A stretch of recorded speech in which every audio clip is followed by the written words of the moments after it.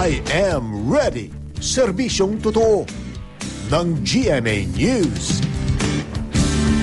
Habang hinihintay ng marami ang pagpasok ng tag-init, may mga nararanasang makulimlim na panahon at sinasamahan pa ng ambon o di kaya mahinang ulan sa malaking bahagi ng ating bansa.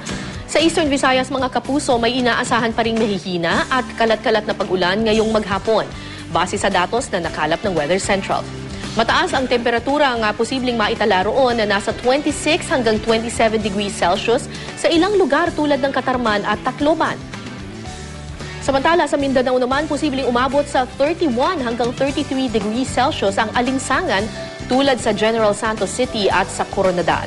Base pa rin sa datos na nakalap ng Weather Central, maulap na kalangitan hanggang sa maaraw na panahon ang inaasahan sa Luzon. Dito naman sa Metro Manila, maaaring pumalo ang temperatura ng hanggang 30 degrees Celsius. Kahapon, naitala ng Pag-asa ang pinakamainit na temperatura sa NCR mag-aalas 2 ng hapon kahapon. Umabot ito sa 31.2 degrees Celsius.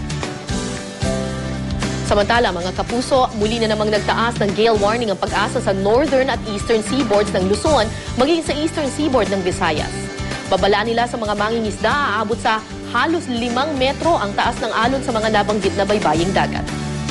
Para sa karagdagang weather update, puntahan lang po ang website o Facebook page ng GMA Weather.